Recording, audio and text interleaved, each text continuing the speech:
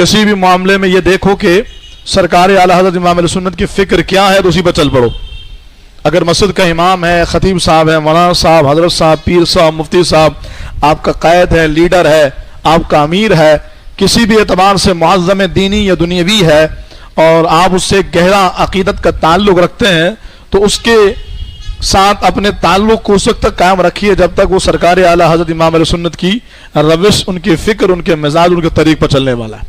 अगर वो उनकी फ़िक्र और रविश को छोड़ता है और उनके अकीदे से इनहराफ करता है तो फिर उससे अपने रास्ते को बदल देना चाहिए। इसी में ईमान और अकीदे का तहफ़्फ़ुज़ है।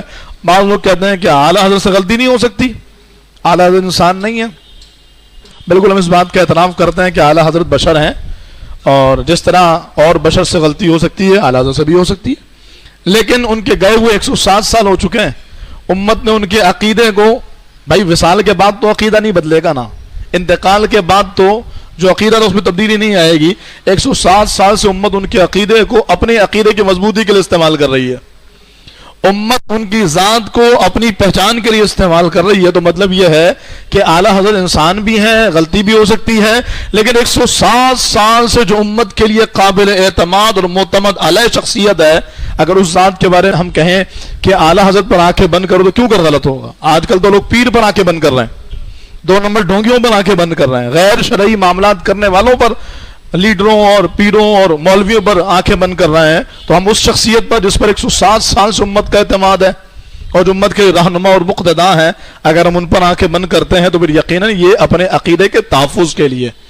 और अगर कोई कहता है आला हज़रत की राय से इख्तलाफ हो सकता है, हम कहते हैं बिल्कुल हो सकता है, अकीदे में इख्तलाफ नहीं हो सकता। अगर कोई ये कहे कि जी आला हज़रत ने कहा ज़मीन साकिन है, कोई कहता है जी ज़मीन हरकत कर दी है, ये साइंसी मामला में नहीं बात कर रहे, वो इख्तलाफ कर सकता है अगर उसके पास इतनी नॉलेज है और उसकी इतनी हैसियत है। और ये कोई हरफ आखिर भी नहीं है। आला हज़रत साउंड सिस्टम पे कलाम फरमाया, आला हज़रत फोटोग्राफी पे कलाम फरमाया और बहुत सारी तहकीकात हैं। तो इन तहकीकात में उस लेवल का बंदा इख्तलाफ कर सकता है, लेकिन अकीदे में इख्तलाफ नहीं हो सकता। आप पूछिए अमीर मुआविया रज़ी अल्लाह अन्हु के बारे में आला हज़रत का अकीदा क्या है, तो कोई कहे कि 1400 सालों से अमीर मुआविया को किसी ने बयान ही नहीं किया। हमने कहा अमीर मुआविया के बारे में आला हज़रत ने तफसील से जिक्र किया है और एक शेर में सारी बात फरमा दी। फरमाया हक बदस्ते हैदर कर्रार, लेकिन मुआविया भी हमारे सरदार, उन पर तान कार फुज्जार, ये हमारा अकीदा है। आला हज़रत ने उसको बयान फरमाया। तो सफल मुज़फ़्फ़र का बाबरकत महीना जिक्र आला हज़रत का भी है और अपनी नस्लों को यह बावर कराने का है कि बेटा इन भेड़ियों और इन चालबाजों और फितनों के दौर में अगर तुम ईमान को मजबूत करना चाहते हो, रखना चाहते हो, इसके मुताल्लिक़ खुद इमाम ने फरमाया था, सूना जंगल रात अंधेरी, छाई बदली काली है, सोने वालों जागते रहियो, चोरों की रखवाली है। ऐसे दौर में अगर ईमान और अकीदे का तहफ़्फ़ुज़ चाहिए तो फ़िक्र रज़ा, तालीमात रज़ा और पैगाम रज़ा को थामिए और आला हज़रत की तालीमात को अपनी ज़िंदगियों में नाफिज़ कीजिए। इसकी बरक़ात, इसके समरात और इसका फैज़ान आपको और आपकी नस्लों को नसीब होगा। और आप देख रहे हैं जो इन तालीमात पर कायम है आज भी उनका तूती बोलता है और अल्लाह ने उन्हें इज्जतों के ताज अता फरमाए हैं।